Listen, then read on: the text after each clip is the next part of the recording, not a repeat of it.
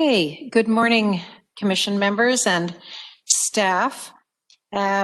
Before we go to our official agenda, I think it's important that we acknowledge that the Victoria Regional Transit Commission conducts its business on the Lekwungen traditional territory, homelands of the Songhees and Esquimalt First Nations. I'll call this meeting to order and ask for an approval of the agenda, and perhaps easiest might be directors or commissioners and you are here in the room if they wish to make those motions. Moved and seconded. Any discussion? Also, commissioners who are on the line? If not, Susan? Yes. Yes, sorry, I just wanted to add, we got a letter last night from the UVSS and Camosun Student Society. It's an item of correspondence. Could we add that to the agenda just for information at the end? For information, yes, absolutely. In fact, on our printed agenda, I'm going to add an item 17 because there'll be that correspondence. Also, there was correspondence from Beecher Bay and Spirit Bay First Nations, which will enter into the official record. Okay, great. Thank you. Okay. With that, then, I'll call the question. Those in favor of the agenda, those opposed, the motion carries.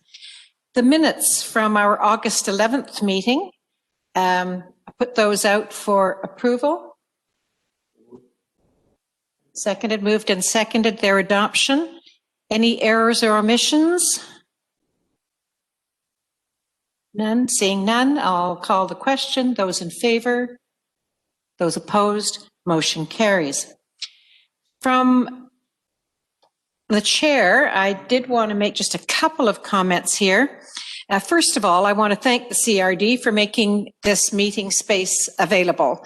It's an ideal location for us, for those who were able to meet in person. And of course, we have the facilities for those who are joining remotely. So thanks to the CRD for that.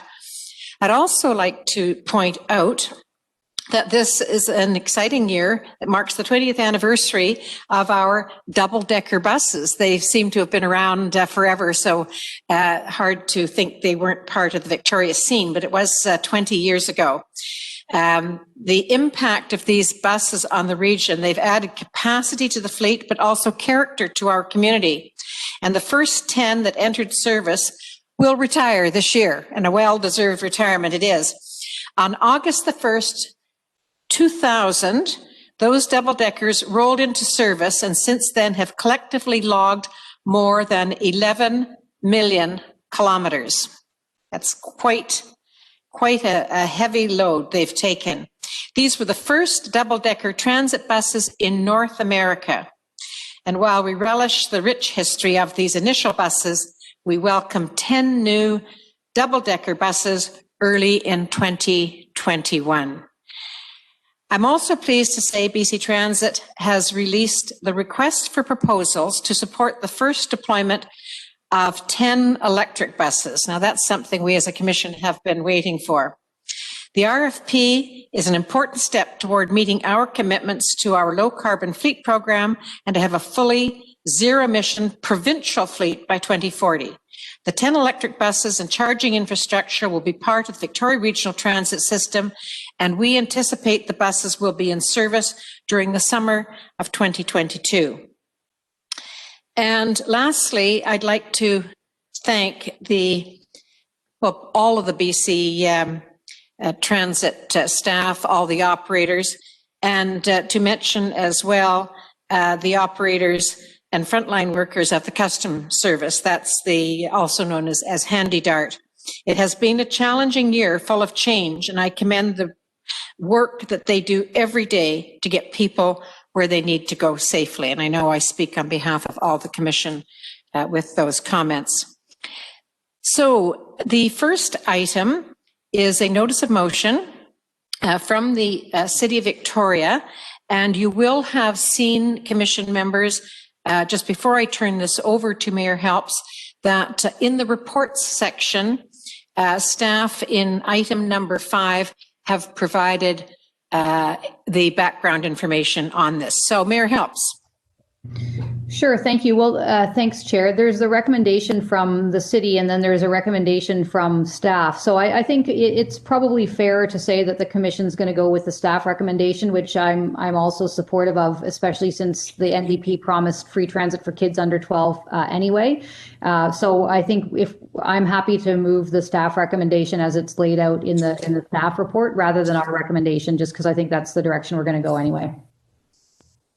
Moved and seconded. So I'll give you the floor, Mayor Helps, and then ask others to comment. Sure, thank you. Yeah, I think this is kind of, we're back to where we were before. We're seeing ridership increase in the city of Victoria beyond the balancing act of 45, whatever it is per month. There's been an uptick in transit, and council directed staff to work with transit staff if that should happen.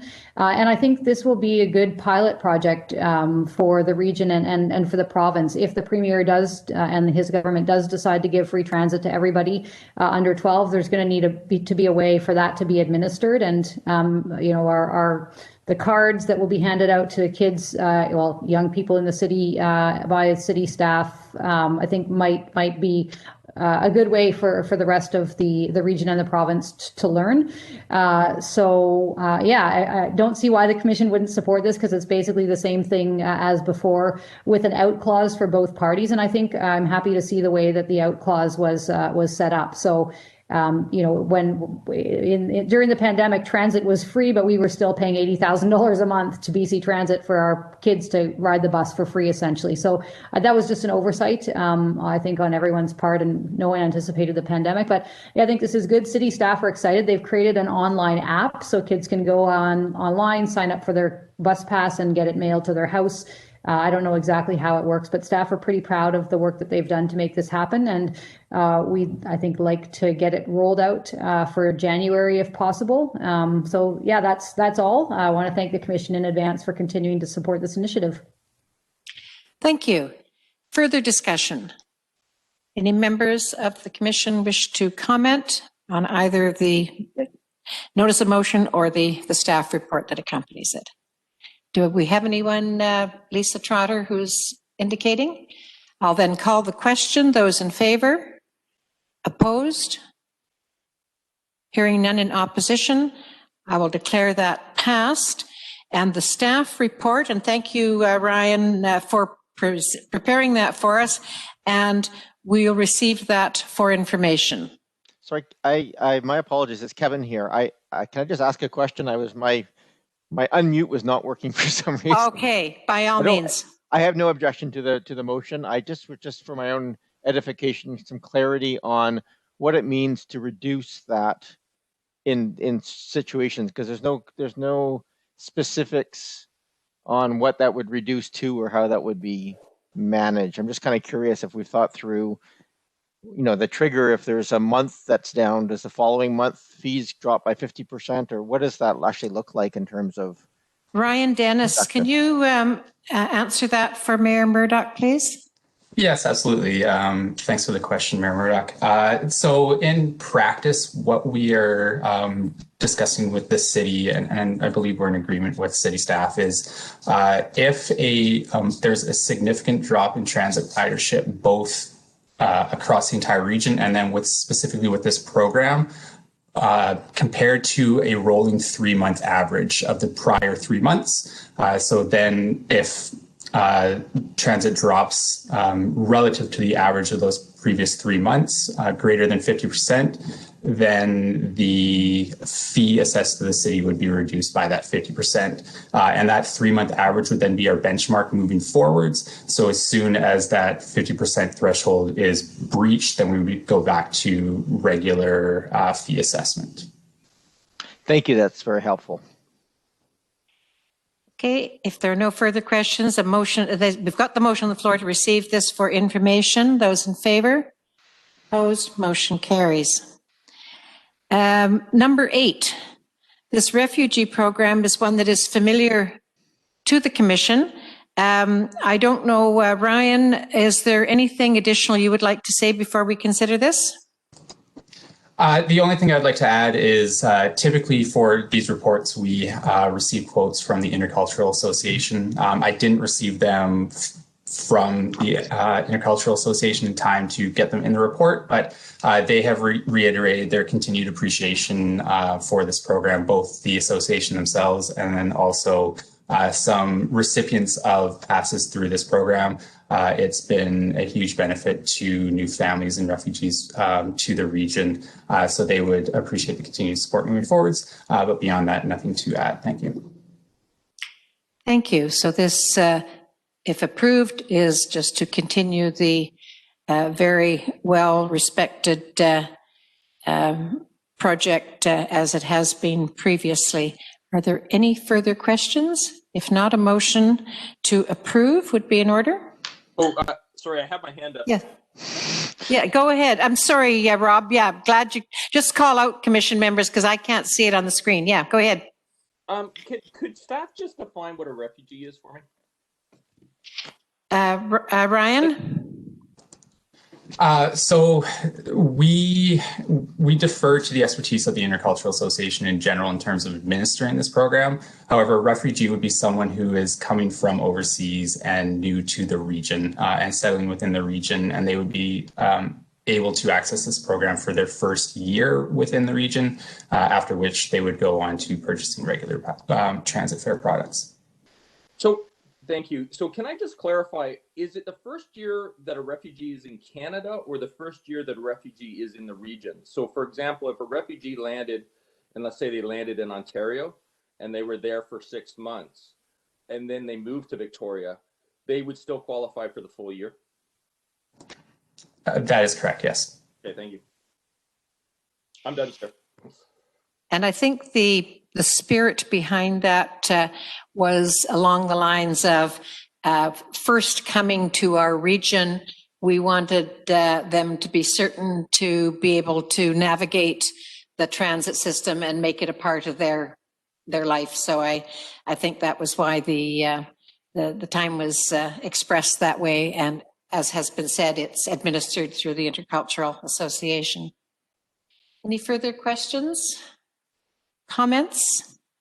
Do we have that motion on the floor? Tina, has somebody moved and seconded that? Okay, moved by Commissioner Orr and Dubras. Those in favor? Opposed, say nay. Hearing no nays, I'll take the motion as approved. Now, we have the Victoria Regional Transit 10-year vision. And this is the document we have had on a previous agenda. And I'm going to ask Levi to introduce it for us. And as you will see listed on the agenda, ultimately, we need to consider approval. So Levi, would you lead us through this? Certainly. And good morning, and thanks to the Commission for having me here today. As Chair Bryce mentioned, we brought this to the Commission at the August meeting, and we facilitated some pretty good discussion between the various members. And so thanks again for all of your continued feedback on this particular product. We made a number of changes to the document based off that feedback. So although I won't go through the entire revised document, I will just quickly overview some of the key changes we've made to this final document before we seek endorsement from the Commission. So some of the key changes, we updated a lot of the photos. There was a comment that some of the photos included older infrastructure within the Victoria region. So we replaced any photo that had old infrastructure such as the Blue Bridge and updated that to be more current and also to more broadly represent the greater Victoria region as a whole. So there were some changes there. On our population and employment slide, we updated some of the language there to address some of the confusion around the 2028-2038 elements, because the name of the document was actually 2019-2038, but we were using some of the metrics that was included in that report that was centered around the year 2028. So we made some minor tweaks there to reduce that confusion. We increased the size of the maps throughout the document, and or made tweaks and changes just to make it a little more legible, a little clearer, easier to read. So that includes maps on slide 6, as is currently shown, but also on the following slide for the network map. We changed the alignment of that slide, made it a little larger, a little easier to interpret the details. On slide 9, we made some changes to the Mojo Targets to make sure that we have a 2030 target, a 10-year target, as well as the full 2039 target as was identified in the Transit Future Plan originally. Sorry, yeah, 2039. So we broke that down as per Commission feedback, and we've included those metrics in the report as well. On slide 11, we made some minor tweaks to the slide just to improve clarity. Slide 12, we added the greenhouse gas emissions reduction target as one of the key elements in the transit evaluation process. And in terms of next steps, we're really looking forward to working with the Commission at our next workshop to really talk about how we can operationalize that change in greater detail and make sure that we're fully encapsulating that in our transit evaluation process moving forward. And with that, I believe those were all of the fulsome changes that we made as directed by the Commission. Happy to answer any questions the Commission may have or facilitate any further discussion there may be around this document. Thank you, Levi, and thanks members of the Commission who gave their feedback and input into making this a better document. Questions of staff on this 10-year vision? Susan, I'm happy to move the recommendation. Seconded. Okay, moved and seconded. Lisa, you wish to speak? Yeah, I really do. I'm so impressed. This is, I think staff have done a great job listening to the Commission, incorporating our suggestions and changes, and this is a document that I feel really proud of. So I just wanted to move it and to say thank you. And I like the fact that we'll be reviewing it annually, presumably at some kind of strategic workshop every August. So yeah, way to go. Happy with it, and let's adopt it and get going, or keep going. We haven't stopped. Thank you, Chair. Good point. Director Orr? Yeah, thank you, Chair. Yeah, and just to follow on Commissioner Help's comments, I agree with what was just said, and I think this is another example of taking a little more time and looking at some things that might seem fairly small and innocuous, such as updating photos, but I think it shows us a stronger attention to detail, and probably there are parts of this vision that some on the Commission might want to be a little even more progressive in terms of targets, etc. But we found a place that we've accommodated the variety of different focuses from each of us and representing different areas, and so the outcome is I think a better product. So thanks also to staff and commissioners for their input. Thanks. Thank you. Looks like Mayor Martin may have his hand up. I'm not sure if it's from last Mayor Rob, are you there? Mayor Martin? Want to speak? I couldn't unmute. No, that my hand was up from the last issue. Okay, thanks. Any other input? If not, I'll call the question. Those in favor? Those opposed say nay. Hearing no nays, I'll declare the motion passed. So moving then to number 8, which is the 3-year service expansion funding. And this one, Lisa Trotter, you're going to introduce it for us. Yes, thank you, Chair Bryce.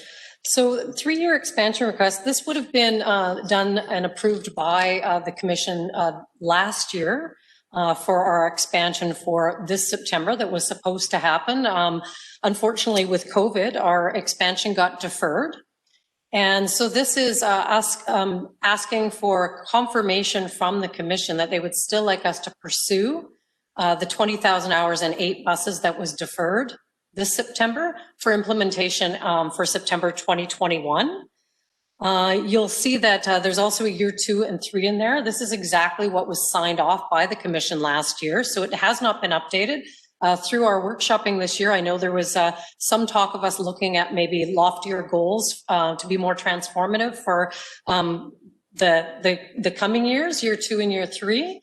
Having said that, we do revisit year 2 and year 3 next year before we submit our annual service plan to the province. So year 1, the 20,000 hours and 8 buses that were deferred this year, if the commission does ask us to please put that forward in the provincial plan, that would go in this year's plan to the province for their budget deliberations this February. And if it were approved, would be for implementation in September 21. And year 2 and 3, we would revisit again in the spring. So we'll have an opportunity to, again, through workshopping, determine what year 2 and 3 look like, but it holds a placeholder with the province and really shows the intent of the commission to continue to pursue expansion funding in light of the recent events this year with COVID. Thanks, Lisa. I'll open this up to discussion before we take a motion, even though the motion which is there, which would really be a reaffirmation. There may be some change of thought amongst the commissions. I just open it up for general discussion. Please indicate to us if you'd like to speak. Mayor Murdoch looks as though he's got his hand up. Kevin, go ahead. I think he might be on mute. Oh. Am I muted? Can you hear me now? We can hear you. We now. can hear you. Yep. Thank you. Okay. So just for my clarification, the 8 high capacity vehicles in 2020 are primarily there to augment our high capacity routes, basically primarily from the West Shore, because we've hitting capacity on those routes. Is that generally speaking where those are expected to be assigned? Thank you for that question, Mayor Murdoch. Through the chair, that was the original determination that when these were going to go in September 2020, we were seeing pass-ups on the 50 and the 61 from Souk coming into Victoria. So primarily some of these hours were going to be utilized for that, and also some hours out of local area transit plans. We've got about 150,000 plus hours identified through local area transit plans throughout the whole Greater Victoria region. Now with COVID, we're re-looking at those through a new lens. So we could certainly still use those 8 double-decker buses that would come in the 20,000 hours.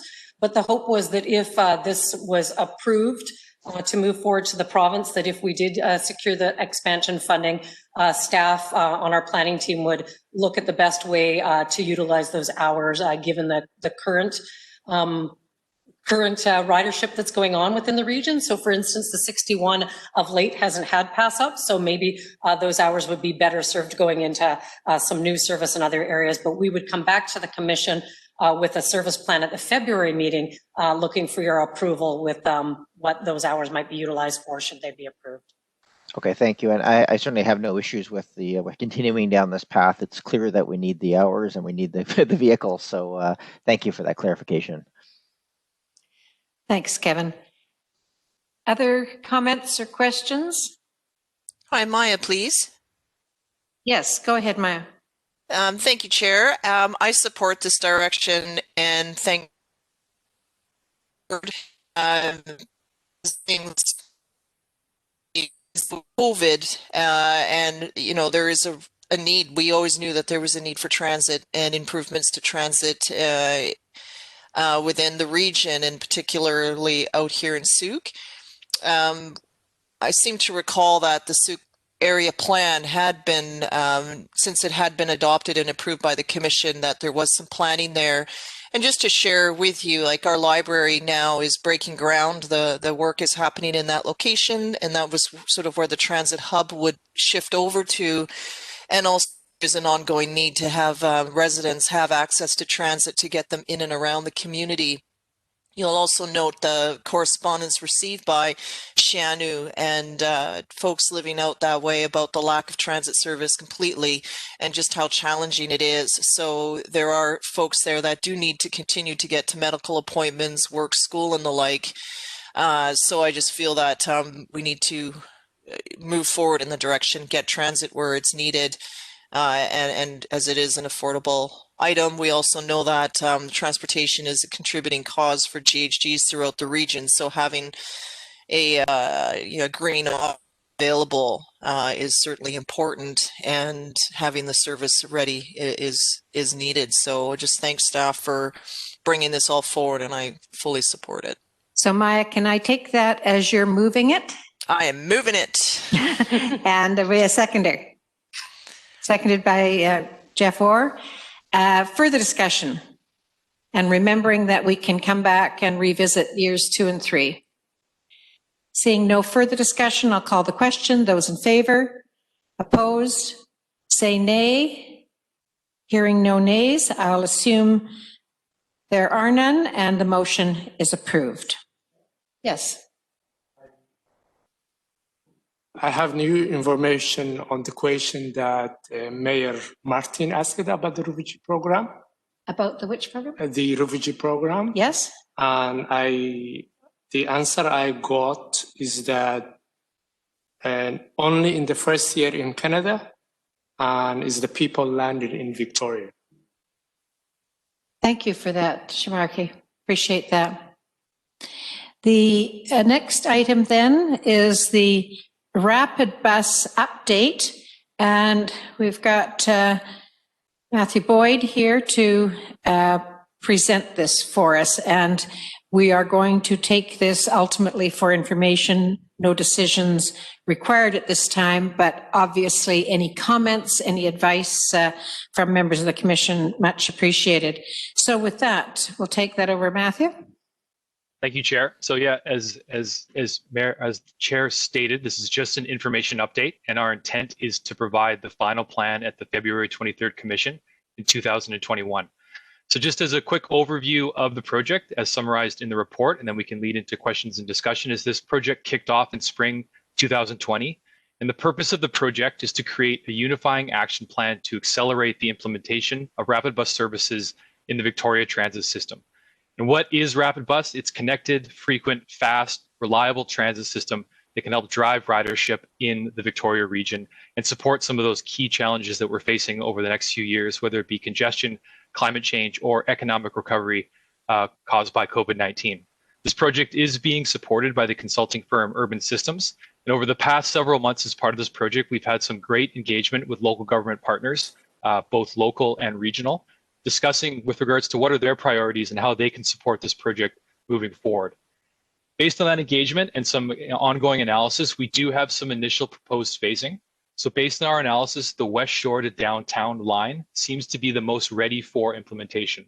There's been a lot of positive momentum for this project over the past several years. And as you'll see later on in this meeting, there's even more momentum moving forward with regards to some infrastructure projects.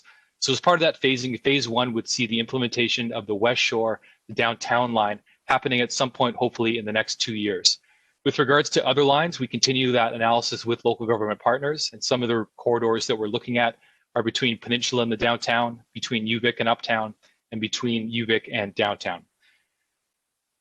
So over the next couple months, we hope to wrap up this project and create a final document. We'll also be continuing our ongoing engagement, which will include council presentations and updates with some of the key stakeholders over the next couple months. So please stay tuned for that with regards to your own councils in the next few weeks and months. And as noted too, that for the February 23rd Commission, we are planning to provide the final plan for official approval then.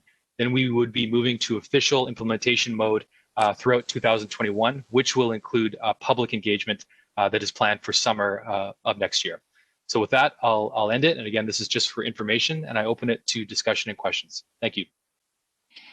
And just to remind us, a rapid bus system, which, as you say, is efficient and fast and so on, it isn't always dedicated bus lanes. It includes signalized equipment and so on. What else makes up the infrastructure for something to be deemed to be rapid? Yeah, Chair Bryce, that's a great question, and it's a really good discussion that we've had with local government partners, because the question comes, well, what is the criteria that separates a frequent transit route from a rapid bus route?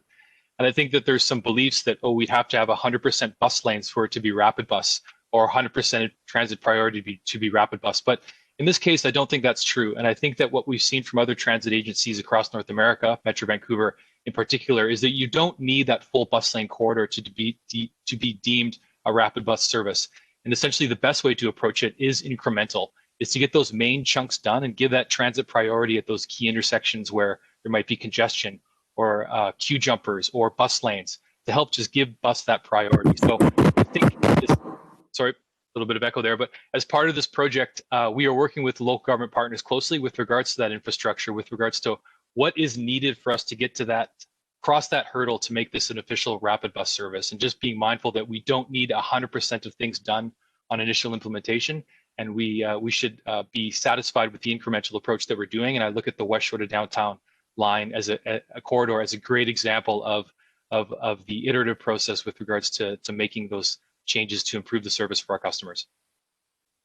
Thank you, because I haven't ever heard anybody ask to be in the slow bus lane. So obviously rapid is somewhat subjective. We want it all to be efficient, but in order to get this designation, you've obviously got some very specific criteria.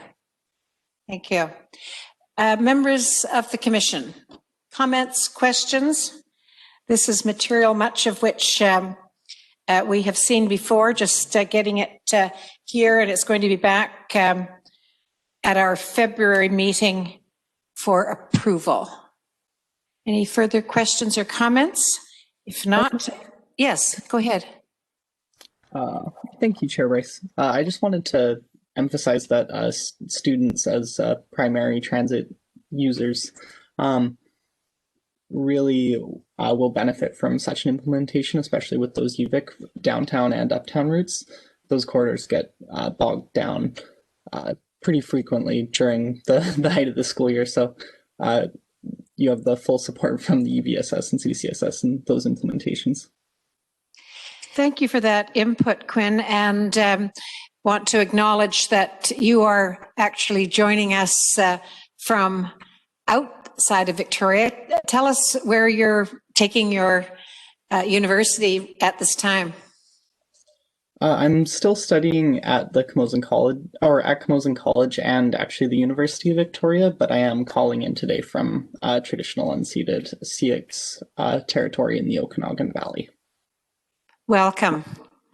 And thank you for that reminder about the need to get the students efficiently to where they need to get to. Thanks. Further comments, questions? Then just a motion to... sorry, Susan, I had my hand up on the little Okay, screen. go ahead. Yeah, just jump in. Yeah. Okay, no problem. Just a couple of comments and questions that our staff have forwarded. And I know that our transit staff and city staff have been working very hard on this. So one of the things that's not clear, and this is just generally, I guess, feedback that can either be answered today or maybe incorporated into the final plan. So there doesn't seem to be, and again, I know it's just a draft, kind of details on the sequencing rationale, other than to say that the West Shore is the place to start, because there's momentum, which I agree with, and I think our staff agree with, but what comes next, and how do we know which routes to focus on? So that's one piece. And then the other thing from our perspective is one of the ways that we're going to get people out of their cars, which is, overall the point of transit, to make it more convenient and affordable than driving, is those connections throughout if Mayor Tate will say this is true for the West Shore as well, but in our case throughout the core municipalities. So those direct and rapid connections between Saanich, Esquimalt, and Victoria. So that's consideration of rapid routes on corridors such as Quadra, Hillside, Shelburne, or Esquimalt and Fort. And then one of the things that we're struggling with a little bit, and again, this is just for information now because the full report will come forward in February, I recognize. Our staff are very, very keen on Rapid Bus. They really want to help make this a success. And they don't feel yet that there's enough certainty on timelines and level of direction or priorities and investments so that all of us along the Rapid Bus routes can be ready. Like our staff want to know as soon as possible, okay, what do we need to recommend to council in the 2022 budget so that we can essentially help. So I guess staff are looking for a bit more, and I'm only saying the things that I agree with. I think our staff are bang on these things. A bit more certainty about the priority beyond the West Shore route. How do we know what's next? How do we know about timelines? And then those Rapid Bus, not just to move people as commuters from the West Shore to downtown, but among the core municipalities as well. So I'll leave it at that. If transit staff have any input or responses, that would be welcome. But also that's just some feedback as for consideration as we move forward to February. Thank you, Chair. Thank you for that. And I can tell you that the interest that your Victoria staff have is shared by Saanich staff as well. And so perhaps because there is a big interest in this issue, Matthew, perhaps you can advise just how the transit staff are interfacing with all of the local municipal staffs to talk about next steps or what qualifies or what the municipality has to do in order to be able to be in the queue for some more rapid transit. Yeah, and through the chair and Mayor Helps, those are great points. And I think that we have been we've been excited to see the support from local government partners with regards to this Rapid Bus project. And I think that's something we're just mindful of is just the scope creep with regards to this project, because I think that there's some interest to expand the Rapid Bus program to potentially different corridors. I think what we've learned is that the key one that we can accomplish over the next couple of years in particular is the West Shore to downtown. And with that, we can gain momentum with regards to implementing in other parts of the region. So as part of this project and as part of our engagement with local government partners, we will be working to identify some of those corridors that perhaps not in the immediate future, but perhaps in the longer term may be deemed as an appropriate Rapid Bus corridor so that the local government partners can identify infrastructure projects as required. And I want to state this, and it's mentioned in the report and it'll be mentioned in the final report, is that for this project to be successful, BC Transit cannot do it alone. And I think that we're all aware of this, that particularly from an infrastructure project, we're really looking for the ongoing support from local governments to develop those transit priority infrastructure to support the Rapid Bus program and make the transit system the best it possibly can be for the customers. So again, just want to acknowledge the ongoing support we've had and looking forward to continuing it on moving forward. Thank you. And I think that probably there will be ongoing interest, particularly as success is achieved. Other parts of the region will want to ensure that movement within their jurisdiction also is sort of seen as a priority by us. So we'll continue to work on that. So we'll see this in February for approval. At this point, just for information. Any further discussion? Just a comment from me. Mm-hmm. No, Thank you, Chair. I'll just add that all the incremental changes that have occurred have made a significant improvement for the rider experience. Even there was some skepticism when the advanced lighted Jacqueline came into place, but that just having the bus be able to jump and get ahead of traffic, when you're on a commute that's over an hour, and in some cases when I took the bus many years ago, it was an hour and a half both ways. So that's where you start to say, GL Drive instead. It's faster just because it's just so long and uncomfortable sometimes. So all of these changes and when you see the bus beating traffic, you know, it's and the traffic waiting while the bus zooms by, it just makes it so much more appealing and affordable rather than sitting there. And I know that the Mackenzie interchange, now that that's done, has vastly improved how traffic moves. However, we don't have all the traffic there yet.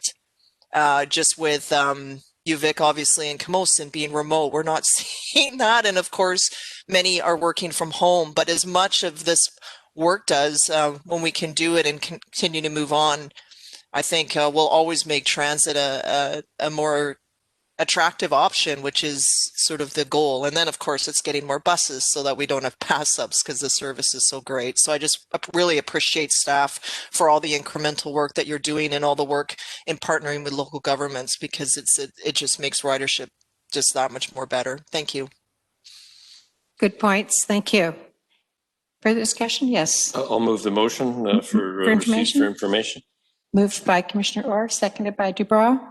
Further discussion? Those in favor? Those opposed say nay. Hearing no nays, the motion is approved. Moving then to 10, Island Highway Transit Priority. And this is for approval. And James Wadsworth, you're with us today for this. Hi there. Can you just test? Can you hear me? Testing, you're on. All right. So here we go. I've got 3 items in a row here. This one being the Island Highway Project, and then we'll talk about West Shore Transit Priority after this, and also Uvic Transit Exchange.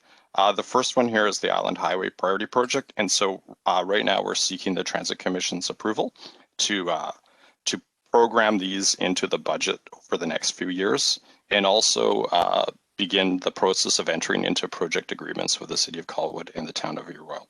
And just for like a little bit of background here, we've had Colwood and View Royal councils approve these projects in principle, which allowed us to move on to the stage of doing detailed design work to get designs ready that are tender ready. And the projects we're talking about here are in View Royal, adding bus lanes between the 6 Mile intersection and I'll call it the Colwood interchange or Highway 1, and also Q-jump lanes at Whale Road, and a transit priority Q-jump lane that's actually going to be delivered by the developer in fronting the Colwood Corners development. All right, and so what we're doing next is we have a budget now. We've Class C construction costs. The cost of the project in Colwood are $3.6 million, and the cost of the project in View Royal is $4.6 million. And we'd like to program these in over 2 fiscal years. And these are going to be operating dollar projects, so they would be funded at the regular cost sharing rate with the province and would have to be funded through the Commission's traditional levers. And this table here shows the cost breakdown by share. So this, for the Commission share of Colwood, it would be 2.46 million, and in View Royal it would be 3.16. And so again, we'd like to program phase 1 in 21-22 and phase 2 in 22-23. Our next steps are developing an internal business case to obtain the provincial share of the funding, and we're going to be going to Colwood and View Royal councils because they staff of there have completed their design reviews, and we're going to go to councils to ask for permission to move forward. So our recommendation here at the bottom is we're asking to advance these rapid bus projects that the Commission approves staff to budget for these projects over the next 2 fiscal years, and we're asking for permission to work with local governments to develop project agreements. Thanks, James. Yeah. There you go. Jeff? Yeah, thank you, Chair. And all maybe in this one, we might look to the West Shore representative to move this. That's what I was going to see if Mayor Martin wants to move it. But prior to just one question regarding the whole thing looks great, and I certainly support the direction. I do see Class C 20% contingency. James, can you just comment on what maybe you're seeing or what the industry's seeing around the construction costs sort of situation right now. I've heard differing reports that things are coming in under, others maybe that they're going over depending on the type of work. So any sense of how comfortable you feel with the Class C and the 20% in terms of impact to the overall budget? We've gone out and we've asked engineering firms that do costing at the provincial level for projects across the province what they're seeing in terms of cost escalation factors, and so we've programmed that into the budgeting process. So the first year or two out, when we look at projects, we have a higher cost escalation factor, and then as we move off into the future, it gets smaller. So we're just working with what's happening in the industry right now, and as we all know, the last few months have been different with dealing with COVID, and so we just want to make sure when we go out that we have enough budget to complete these projects and deal with any issues that we that come up as we go through the tendering process for these and also the construction process. Okay, thank you. Rob, do you want to put this on the floor for approval? Yeah, I do, absolutely, Chair. I also I have a comment and a question. Maybe I'll just get a seconder before Jeff Orr seconds. Go ahead, Rob. Okay, thank you. Just in regards to Director Orr's comments, I don't know if it's region-wide, but I know at least from a Colwood standpoint, our construction costs, when you add in borrowing costs, our construction cost plus borrowing costs is still cheaper to build now than the escalation in construction costs year over year. And so I know we're struggling with that from a city standpoint because we're starting to recognize that. So I'm very supportive of us moving forward faster than slower on this. The one question I had to staff was in regards to the provincial funding, and with budgets and with what's going on with COVID and everything else, have we received any messaging from the province in regard to this type of project of a shortfall from a budgetary standpoint from the province, or are they budgeting enough money that would not be a concern? So what I'll say is that just like when we go out and look at transit surface expansions, the provincial portion of the funding is always subject to available funding from the province. I don't know if other staff want to jump in here with any additional comments. I can only make the comment that we've included it into our submission to the province, and our initial draft was submitted in the summer, and there's been ongoing conversations, and I believe budget day is typically sometime in February. So we've got the funding in the budget that we've requested the province, and that's kind of where we're at. Okay, so we'll wait for February. Excellent. Thank you, Chair. Any further discussion on that motion to approve? If not, I'll call the question. Those in favor, say aye. Those opposed, nay. Seeing no nays, we'll take that as approved. Number 11, West Shore Transit Priority Project. And this is yours as well, James. Yes, and so just to be clear, we've got two different projects out on the West Shore. The one we just talked about on the Island Highway is project ready to get going, and this West Shore Transit Priority Plan is still in the conceptual phase. It was just completed. We were looking further out into the West Shore for opportunities for transit priority to look at, are there places that we can help the bus through the intersection that makes sense, but also support the development of rapid bus as we go forward. So we received a full report where we looked at a number of options throughout the West Shore. And what really jumped out is if we're advancing the rapid bus network, which is Goldstream is part of that, there's a big winner there. We can improve transit travel times by 20%. And that's with a combination of transit signal priority mostly and some queue jump lanes. And the other one that really jumped out is we looked at Souk Road from Colwood Corners coming into town in the morning, starting at the Royal Roads University, and that one also really jumped out as there could be a strong benefit to transit there. And we all know that Souk is growing, and Colwood has plans in Royal Bay for development, and this making an investment in this location also really makes sense for transit. And that being said, we looked at some other locations in the West Shore further out on Souk Road, on Veterans Memorial, and other locations. And we looked at concepts, and they had a cost to them, but they really didn't make the cut as a worthwhile investment at these times.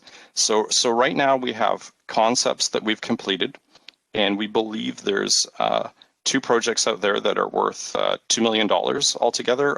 The Souk Road one would be $1.3 million, and the transit signal priority on Goldstream would be about $630,000, and both those happen to have I guess a 20% travel time savings. And so those are projects that we'd like to look at advancing for further planning work to get ready to a tender ready, design ready that we could advance just like we're doing now with the Island Highway ones. And to do that, we'd like to program some more operating dollars for studies over the next 2 years. So in 21-22, $150,000, and 22-23, an additional $150,000 to do more detailed design work, some more community engagement. And we'll be working with the City of Colwood and Langford to obtain their approval in principle to advance these concepts. We normally would have done that approval in principle before, but this fall, because of the election and issues with, of course, the pandemic, we're kind of doing it in reverse order this time. And so the recommendation is to ask the Commission to approve these transit priority concepts in principle and allocate some additional resources for design work over the next 2 years. Thank you. Commission, questions? Seeing no questions, I'll take a motion to approve. I will make that motion. Okay, Rob, thank you. And a seconder? Jeff? Any discussion? Those in favor, say aye. Those opposed, nay. Seeing no nays, the motion is approved. And James, your third one. All right, so we're going to the Uvic one. And this is great because we have a sale on right now, and we're going to take advantage of it. So that sounds good.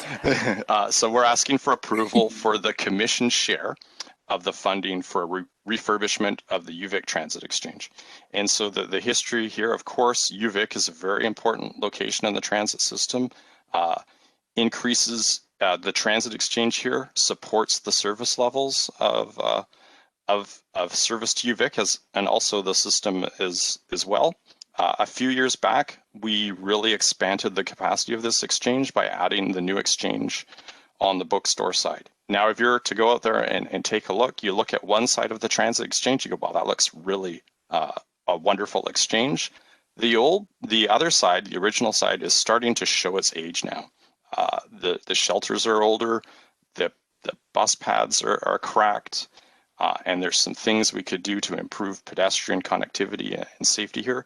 So we're looking at refurbishing the old side of the exchange and also adding some modest capacity for future use. And so if we move down the discussion document here, we have a refurbishment project that the total budget will cost $3.6 million to refurbish this exchange. But the good news is this is a capital project that is Investment Canada eligible. And with the University of Victoria also making a contribution, we're getting the Transit Commission share down to approximately $230,000 for this project. And so we would like to move this forward. I think we have a business case that's approved, and we'd like to make an ISIP application on behalf of the Transit Commission. And so we're asking today for the Transit Commission to approve their share of this project, which is $230,000, so we can move it forward. Thanks, James. That's amazing how all of the players coming together with contributions and how it has taken the commission share down to $230,000. That's a significant part of our infrastructure, that Uvic exchange. Questions from the commission? May I make a comment? Yes. Thank you, Chair Bryce. I just wanted to motivate this a bit by saying that there's, from my own student experience, there's a bit of a noticeable difference on the one side, especially when there's kind of inclement weather like heavy rain. Is limited shelter space at the current time, so those do often get crowded on the one side, whereas on the other side there's shelter for almost every bus pad. And I think this sort of refurbishment would be only beneficial to that exchange. Thank you. Thank you. Susan, can I come in, please? Yes. So I'm delighted to see this, and of course having Uvic in a key part of our work in Saanich Council. I think it's a great initiative. I've actually appreciated everything that's been coming forward today, but I did want to speak up on this one.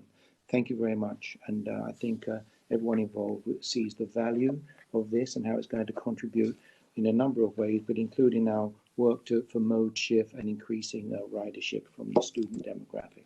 Thank you. Thanks, Fred. One question that I would have to James, since Quinn raised the issue of shelters at the exchange, would those shelters, James, be taken out of the Saanich share of shelters, or are those something on top of the usual allocation? This is its own capital project, so it does not come out of the bus shelter program share of shelters for the rest of the region. The shelters here include shelters for the transit exchange, as well as there's 3 bus stops on Ring Road that also will get a new bus shelter at them.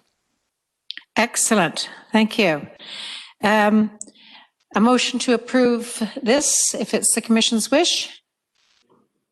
You make the motion? Quinn? I'll make the move. No, Quinn is a non-voting member, but he certainly is a big contributor. Yeah. Moved by Mayor Haynes, second. To Barkeep Bro. Those in favor, opposed, say nay.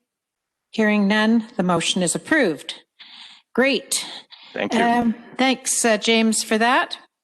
Custom transit registration. And this is for information. And Danielle, you're going to lead us through this. Hi there. Thank you. So through the chair, I'd like to provide today for information an overview of the custom transit registration program with a planned implementation in March of 2021. The ultimate goal of HandyDART service is to safely transport people who have a disability that prevents them from using fixed route transit. And while BC Transit has made significant enhancements to the accessibility of its fixed route transit vehicles, those enhancements really aren't reflected in the HandyDART application process. It doesn't capture the low floor kneeling fleet and the ability to bring mobility aids onto the fixed route transit. However, this updated process will aims to capture more of all those nuances in terms of the family of accessible services that BC Transit has available.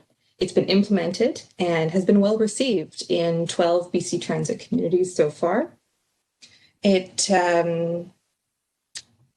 aims to meet with applicants one-on-one and take a more holistic approach to the accessible transit services available in order to really assess and discuss with each individual applicant what their individual needs are and what their abilities are, and that way to match them with the transit option that best suits their needs.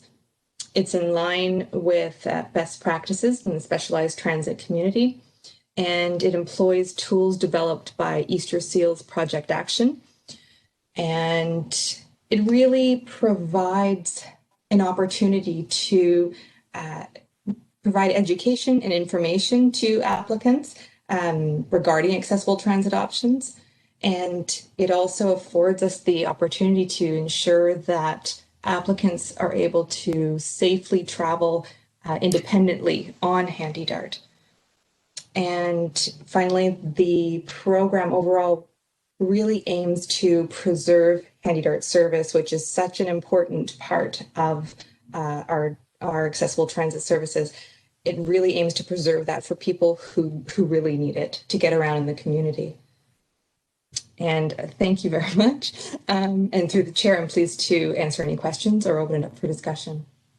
Thanks, Danielle. Open for questions or discussion on this matter. Yes, Jeff. Yeah, thank you, Chair. Yeah, just a question. So as I was writing my question, you answered it partly by talking about the other areas where these types of changes have been well received, and thank you for that. And I see them here written in the report.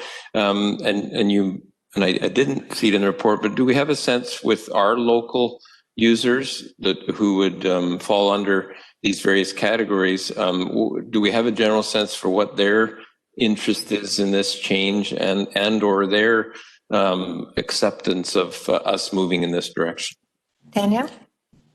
Thank you. Through the chair, I am scheduled to present. It was supposed to be prior to this meeting, but due to scheduling, it's next week that I'll be meeting with the Accessible Transit Advisory Committee for Victoria. So I will be definitely aiming to get their feedback and to gauge their support on this initiative. Thank you. Further questions of Danielle on this? If not, Danielle, thank you very much for your work on this important part of our service base. And we know that it'll be handled carefully, because obviously change is oftentimes met with sort of some skepticism. So it's great that there's this track record in the rest of the province. So appreciate that. So a motion to receive that report for information, or? So moved. And seconded. Those in favor? Those opposed? Say nay. No nays. Thank you. Thanks, Danielle.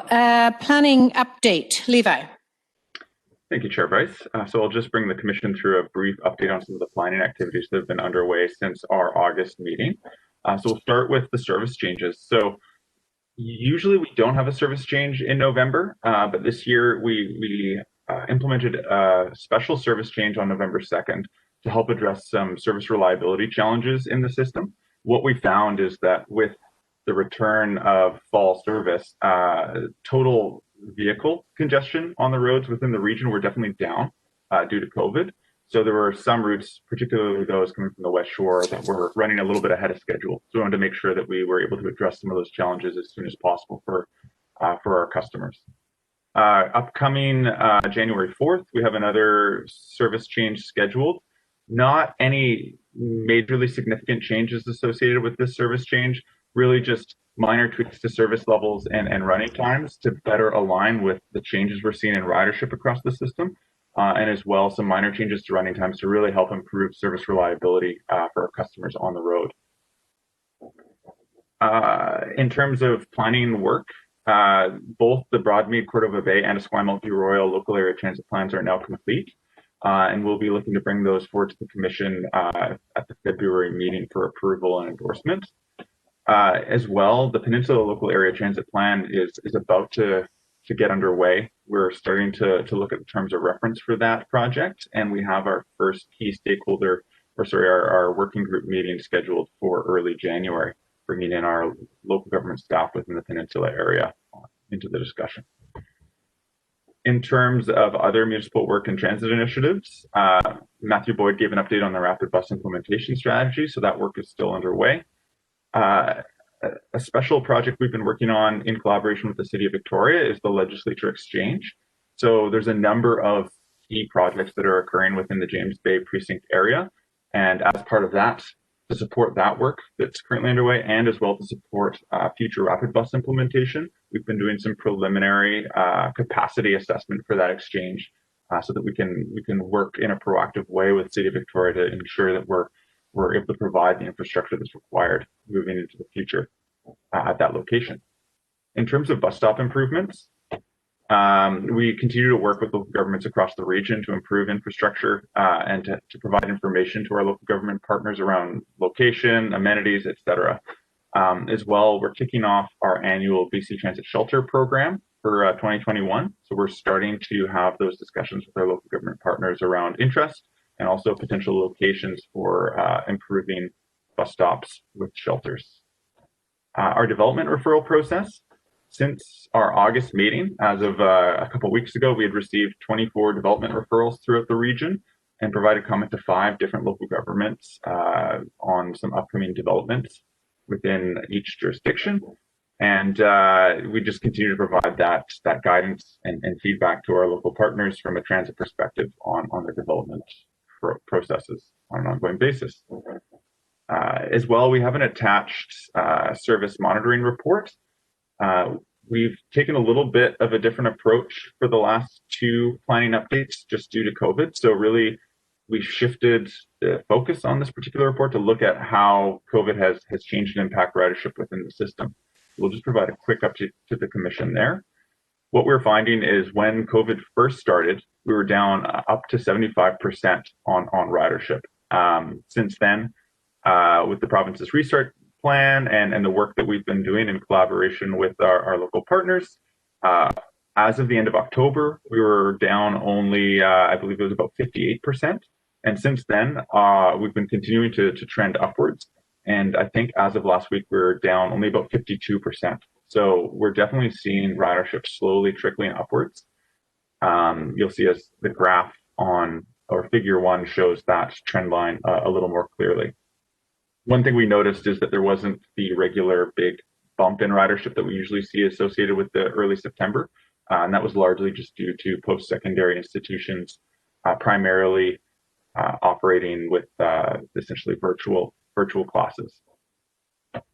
We looked at the impacts as well across the region and also by service type. And what we found is, in general, there wasn't a hugely significant difference in ridership changes, whether you look at the core, the West Shore, or the Peninsula. And as well, based off different route type, there wasn't a significant difference between rapid, frequent, or local services. But what we did find is that those targeted routes had a higher level of ridership decrease than some of those other service types. And that's really largely because a lot of those targeted services tend to be aimed at school ridership. And of course, our schools have changed the way that they are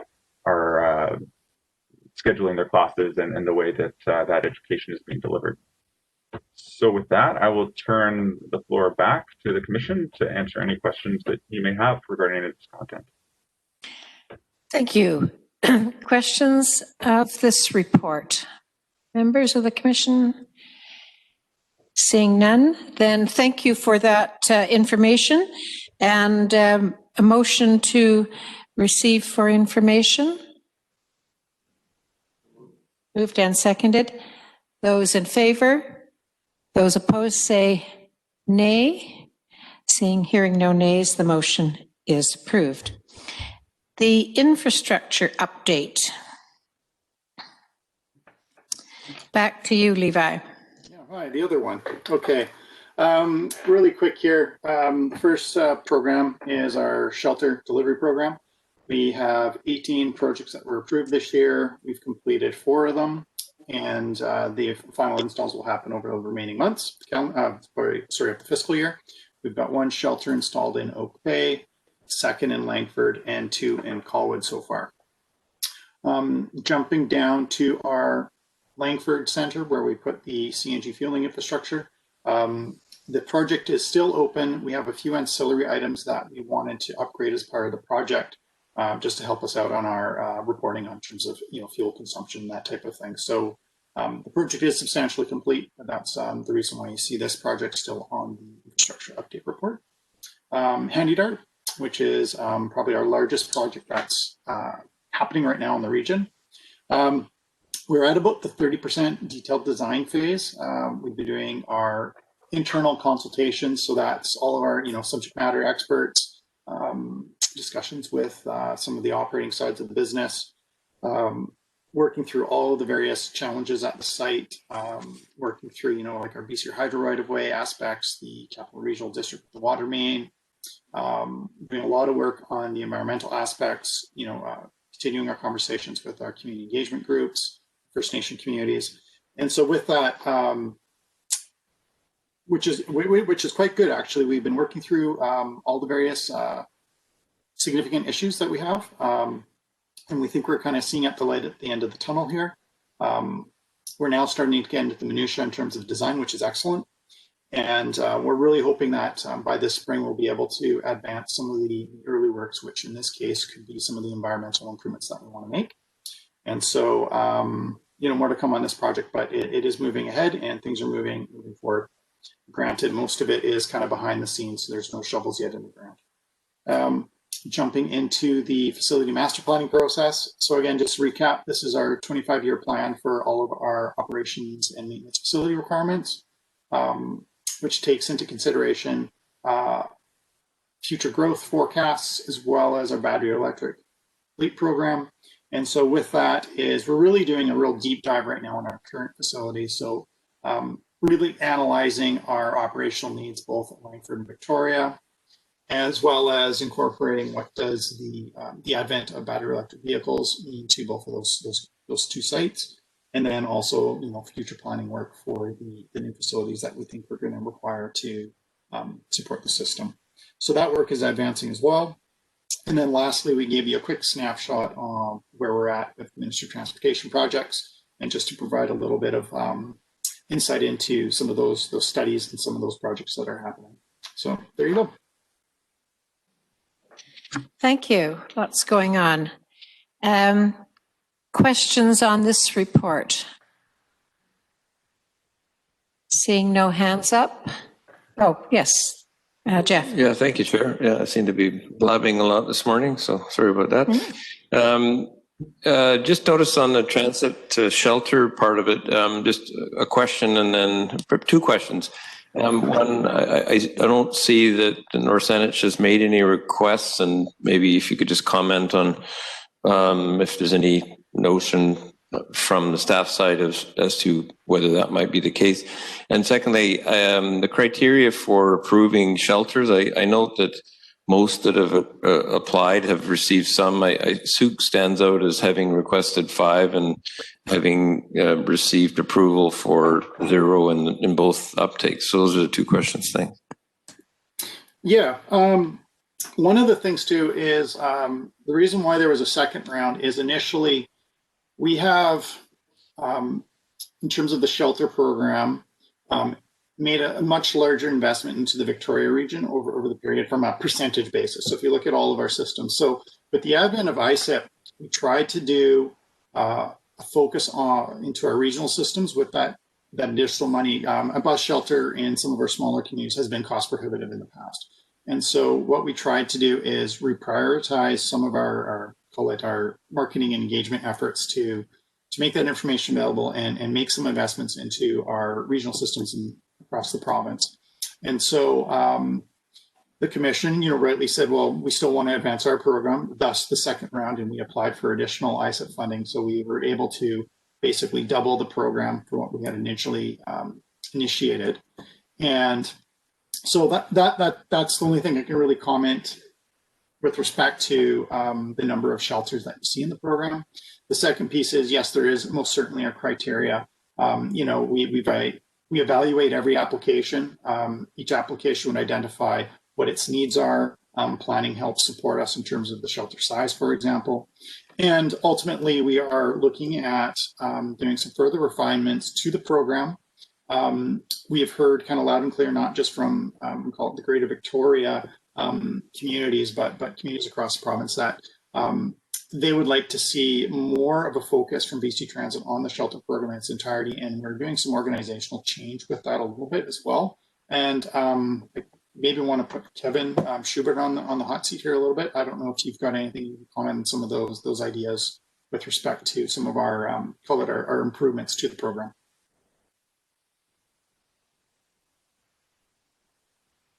Sorry, Levi, I missed the last part that you're asking me to comment with regards to that. Oh, okay. So one of the things that we want to do is with our operational arm of the company is we want to take a bit more of a stronger role. So rather than every year where we send out letters to our local government saying, yeah, the shelter program is here this year, do you have requests, send us in. And a lot of it has to do with our community sort of self-identifying in terms of, yes, we want to have shelter improvements in our community. And so, I'll sort of flag Saanich. So they've done a very good job over the years of working with us to identify needs in their community. And they've far exceeded what we're able to actually deliver given the constraints of the program.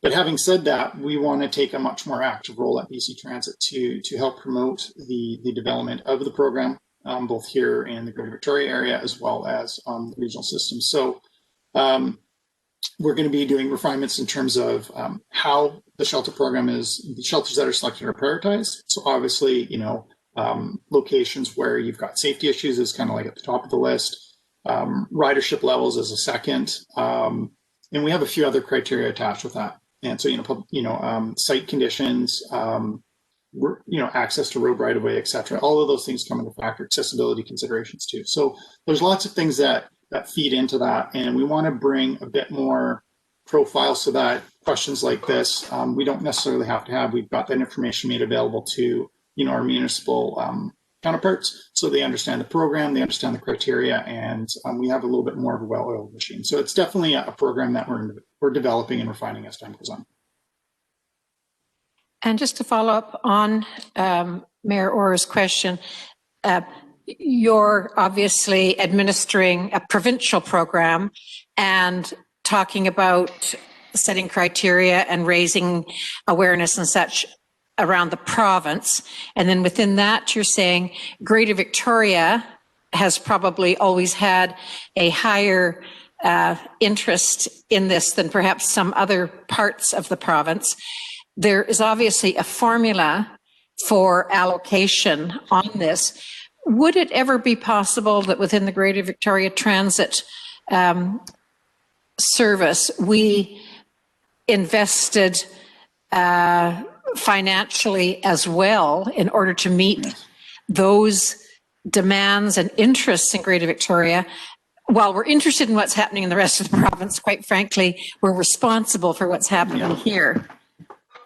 Yes, it's actually a great idea, Chair Bryce. We've had two other communities that have actually put their hand up saying, we actually want to do like a complete and entire refresh of our shelter program through our community. So that could be like a community where they say, that's $1 million project, a standalone capital project outside of the shelter program. The shelter program was really meant to, put shelters in places where there were no shelters. And as the program's evolving, the needs are kind of changing, right? So, as we're looking towards implementation of a rapid bus, those shelter requirements are going to significantly increase. The amount of capital required to make those stations, go from a bus stop to a station are going to be much more costly. So I would say most certainly, I think that would be a definite discussion as we, further refine our rapid bus program. There might be a good touch point at that point in time where we do a bit of a dive into maybe we develop a standalone shelter initiative for Greater Victoria Transit System. Thank you. I don't know where we leave that with staff in order to remind us that might be something we wish to look into at some point. Lisa Trotter, can we put that to you to at some point raise with us in terms of whether that is a direction we could go, should go, and if we did go, what the financial implications would be? Certainly, Chair Bryce. I'll make a note of it to bring it back to a future meeting after discussion with staff. Thank you. Through the chair, it's James Wadsworth. Yes, James. I just to help Mayor Orr, we like in North Saanich over the last few years, I think we've really covered all of the higher ridership stops on East Saanich out at the Coast Guard station and on McDonald Parkway. So we may be, you know, we've done such a good job in the past. There aren't that many locations that really could benefit from a shelter at this point, unless we see more coming up with working with local staff, which I know they have done. Thank you for that. Susan? Yes. I just wanted to suggest about the potential shelter program. That seems to me like a strategic initiative that we could just put on our agenda for the August meeting. That seems like a ways away, but maybe we just gather up all the strategic items throughout the year, and then we'll be able to prioritize them when we meet to discuss strategy in August. That's just one idea, because we may come up with others, and then we don't want to just, let's do this, and then there's another good idea that comes up in February that we're like, oh yeah, that's better than the shelters, but now we've committed to the shelters. So that's my suggestion for process. Okay, I think that's a good suggestion. So if you can, Lisa Trotter, get any information gathered, but that we will calendar it for a strategic discussion so that we have a holistic view of all the options that we might be considering. Appreciate it. Certainly. Any further comments? Yes, Chair Bryce, it's Maya here. Yeah, go ahead. Hi, so I'm still just a bit confused as to why, you know, Souk made 5 requests but didn't receive approval for any. Staff? I can speak to that. So through the chair, I got a communication because I had the same question. And I understand, I think it was through the second phase of the program where we were looking at reassigning some of the shelters to be a little bit more equitable across all the jurisdictions.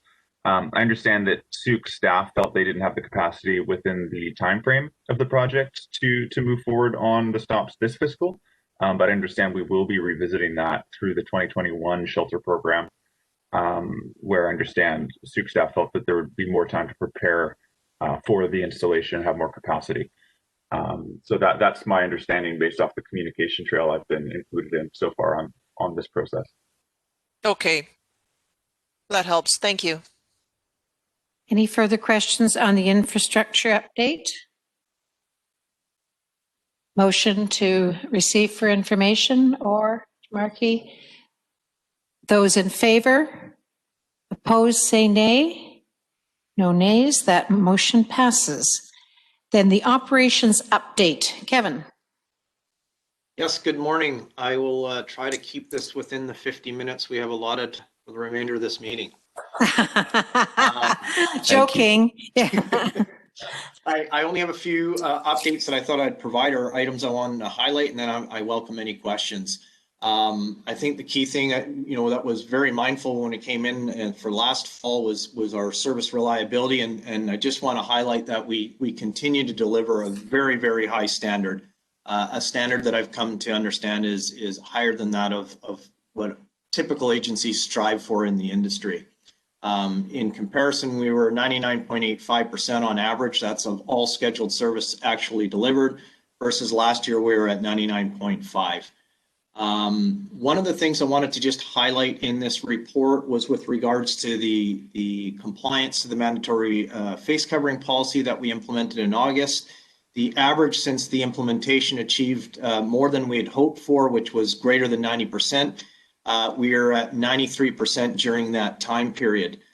Also during that time period, one of the questions came up was to what degree we've faced conflict. Over those 3 and a bit months, our transit supervisors were called to 12 incidents in which we had to respond to some form of an escalation. Of course, we're aware that there was the introduction of heightened standards through the PHO. In response to that, we conducted last week, and we're carrying on into this week, what we call our Bus Watch program, which in essence creates a greater presence at key locations and audits the bus compliance to the face covering policy, and where necessary, we address those without a face covering. And during that process, we monitored over 1,300 buses, over 15,000 passengers. And what I'm pleased to say is we are well over 99% compliance. We had to approach very, very, very few people. So I can't say enough about the response from our ridership with regards to that expectation. I also just want to sort of acknowledge your acknowledgement of our frontline staff, because every time we do these activities, it's so impressive to see how our operators, our transit supervisors have been part of this, and all the people that go into what we're taking for granted through this COVID period that are coming into work day in and day out. You know, our mechanics, our dispatchers, controllers, customer relations agents, all those that have come in to maintain this high service standard. So I just want to thank you for recognizing that it's important to our team that's out there and delivering the service. With that, I'd welcome any questions. Thank you.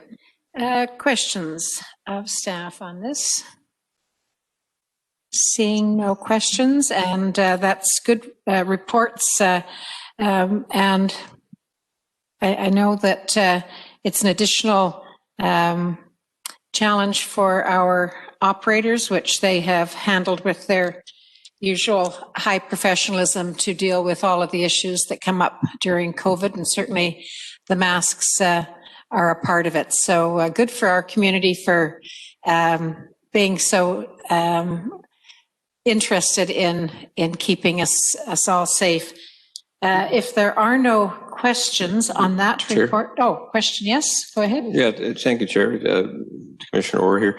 And you, BC or Victoria Transit, BC Transit does a pretty good job with the media aspect of this, and I think that my comments here are directed at we often hear of the stuff that doesn't go the way we want. I think what I read from this is there's an awful lot of good news stories here, and particularly if we just zoom in on the mandatory mask part and the compliance we're seeing from riders, etc. I think that's a great story, and I think that if you haven't, I think there's some interest in or some effort to communicate that out, that we really appreciate the uptake that residents have shown and the respect for that policy. I think that's a great story, to recognize all the people that are doing the best that they can to accommodate based on these trying situations, including the operators themselves, the drivers. So those are just my thoughts. Thanks.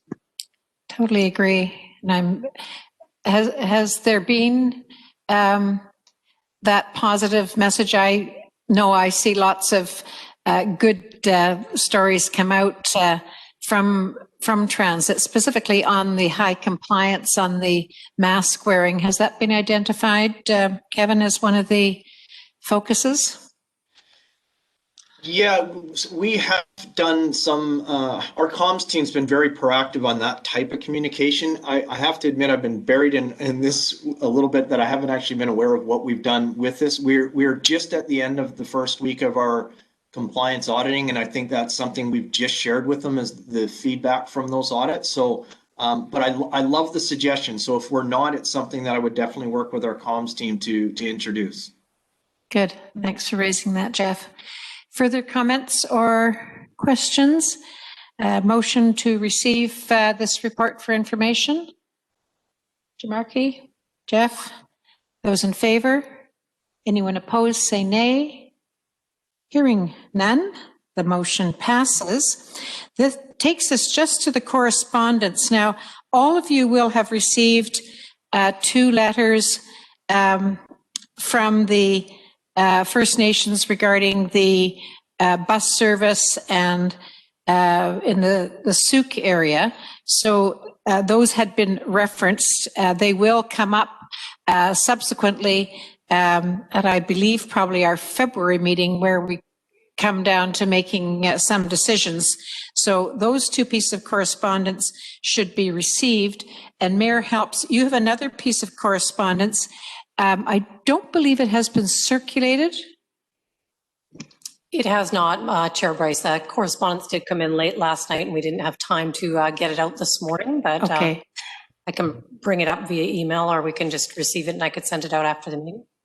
And yes, and so if you, Lisa, are going to suggest that we take this in as correspondence for receipt, is that up on the screen now? Is that what I can see? No, it isn't. Okay. What we'll do is we'll make sure well, I'll let you give the background on it, Lisa, then. Sure. Thanks, Susan. What I was going to suggest, so just for those, it came to Susan and I last night from the Uvic and Camosun Student Society, reminding us that as a commission, we had passed a motion in December of 2017 to write to the Minister of Transportation asking that the student position on the commission be a voting position on the commission. And the minister probably wrote us back, they couldn't find the correspondence to say thank you very much, but no. So the request from the students is this is the standing position of the commission that the student student seat be a voting seat. And so the students' letter is, since we have a new Minister of Transportation, could we write and reaffirm our position to the minister? So it got here a bit late, I guess, but I think that that's a reasonable request from the students. And if it's appropriate, I would move that. Well, we're just at the process of receiving correspondence. We've got two pieces here. In terms of making it an actionable item, I'm thinking it should go to our next meeting, in that would give notice to all directors. I mean, I would think, when was that, 2017? Did you say that December letter was 2017, yeah. 2017. So that position would have to be refreshed, I think, by this commission. If you like, we can receive it as correspondence now and have it placed on the next agenda. Sure. Yeah, that would be fine. I think process-wise, just like our councils, there's a standing kind of body. So I think we wouldn't need to reaffirm the position. If anyone wishes to overturn it, it could overturn the position of the commission. So I don't think we need a new motion affirming the past practice. Just, you know, as when we take our seats as councillors, the word I was looking for actually is a continuous body. So the Transit Commission is a continuous body. But anyways, yes, process-wise, that's just fine to send it. I'll move that it be received for information and sent to the February commission meeting for discussion and consideration. Second. Perfect. Yeah, I think that makes sense, and that's seconded. I'm going to take, first of all, the motion to receive the two pieces of correspondence that had been circulated to everyone, and I call the question on that. Those in favor, opposed, motion carries. And this piece of correspondence be received, moved by Mayor Helps and placed on the next commission agenda, and that's seconded by Councillor Dubrow. Those in favor, opposed, motion carries. Thank you. That then concludes this agenda. Just to remind you that we will be having a meeting to deal with the financials probably in January. We will cast about to find a time which hopefully everyone will be able to calendar for that one issue. And then, of course, our next scheduled meeting is February the 23rd. So if that concludes the business of the commission, I'll take a motion to adjourn. So moved. And seconded. Those in favor, opposed, motion carries. And thank you all staff who were available to help us this morning. Thank you very much, Susan. Thank you, everyone. Thank you, Susan. Thank you. Thanks. Everyone. Thanks, everyone. Best wishes for the holidays. You too, Maya. Take care.